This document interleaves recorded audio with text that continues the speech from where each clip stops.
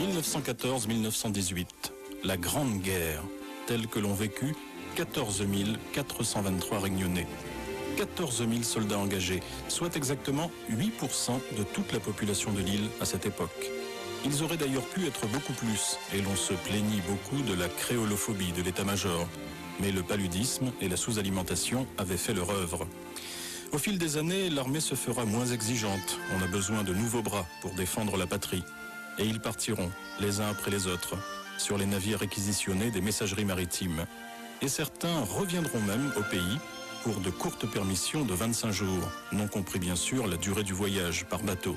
Jean Le Toulec habitait au port à cette époque, il se souvient. Il y avait eu beaucoup de soldats, les soldats appelés même qui partaient à la guerre en 14-18, et au bout d'un an, ils revenaient en permission pour 1 mois, 2 mois, et ensuite ils repartaient. Beaucoup de bateaux venaient à la Réunion.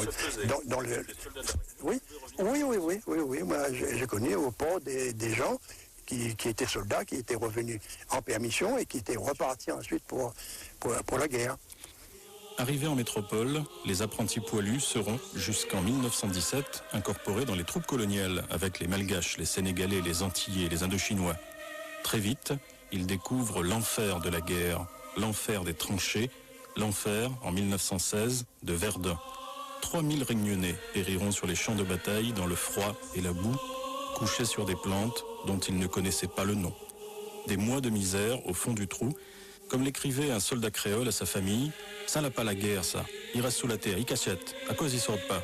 Dis à autres sortes, fini à coup même. » Une lettre citée par le mémorial de la Réunion. Pendant ce temps, au pays, on essaie comme on peut de survivre, sans les hommes partis au combat. Le gouverneur par intérim Henri Corre déclare la guerre au riz, un aliment entièrement importé, et suggère qu'on le remplace par le maïs, le manioc, les patates douces. D'une manière générale, pendant la Première Guerre, la Réunion arrivera à se nourrir. Oui, parce que la Seconde Guerre, il y avait le blocus anglais. Nous étions privés de tout. Nous avons été obligés d'arracher nos cannes pour planter des cultures vivrières, pour pouvoir vivre. La guerre de 14-18, il y avait quand même des bateaux. Ils étaient coulés dans les océans, mais malgré tout, les bateaux nous portaient certaines choses. Tandis qu'avec le blocus anglais en 39-40, nous n'avions plus rien. Les prises de position du gouverneur Corre contre la consommation du riz resteront lettre morte. L'Indochine française, productrice de riz, a vivement protesté et le nouveau gouverneur, Pierre Duprat, annule les circulaires de son prédécesseur. Le riz, lui, continue à augmenter. Le riz qui est vendu au détail par les commerçants chinois, commerçants rapidement montrés du doigt et dénoncés comme spéculateurs. La colère vise également les Arabes, qui, comme les Chinois, ne sont pas encore tous naturalisés français à cette époque. Ces Indiens musulmans qui sont, en plus, suspectés de sympathie pour la Turquie, alliée de l'Allemagne.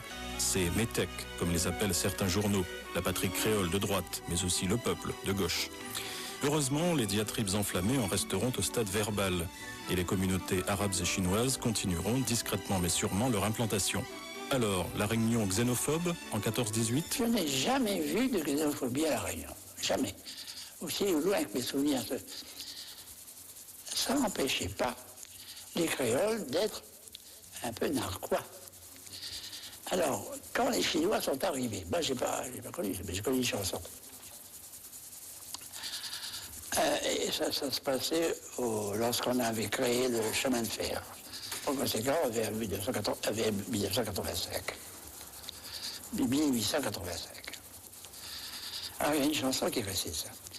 Chinois dans le locomotive, avec son pantalon noir, son dent couleur cirale sur la cueille, batte dans le dos. Ah, dit grand-père, fais pas votre l'embarras. Quand il monte dans le chemin de fer, il croit que c'est un magistrat. Les travailleurs indiens tamouls, les Malbars, sont quant à eux déjà mieux intégrés. Certains iront même à la guerre. Mais l'époque où l'on appelait Chinois et Arabes les contre-nations n'est pas si éloignée. Je n'ai pas entendu contre-nation, j'entendais plutôt nation. Nation, les Chinois, les Arabes. C'était un peu tout ce qu'il y avait. Les Malabars étaient déjà assimilés. Ça s'appliquait aux Chinois et aux Arabes, nation. Est-ce qu'il y avait une certaine xénophobie ou ma foi? Non. Ah non. Non, non, je crois qu'il y avait un consensus. Hein. les planteurs vivaient bien, tout le monde travaillait, il n'y avait pas suffisamment de main-d'œuvre.